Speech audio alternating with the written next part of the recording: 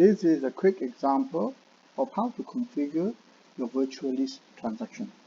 First, go to Webparts360 Designer.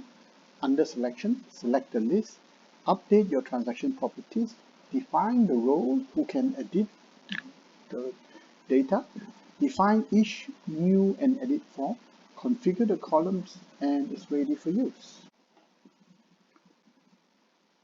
Now we will create your list and translate it into a transaction. So come under your system, select transaction, select the list that you want to do, say for example department, and now you can configure it. First, configure your property, and this is for department.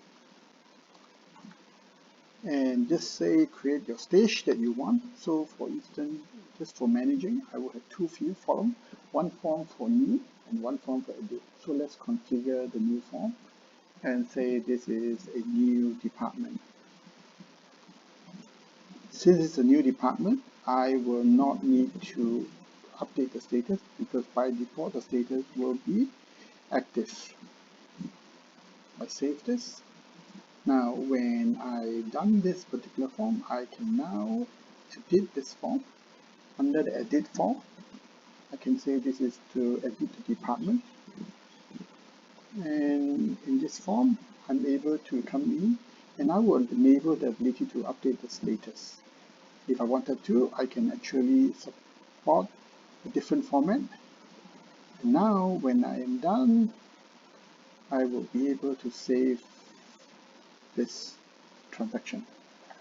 So based on this transaction, I will be able to come in and start the form, and now the system will give me the form. Notice when I add the form, it gives me this ability to build the system, but it's different, yeah.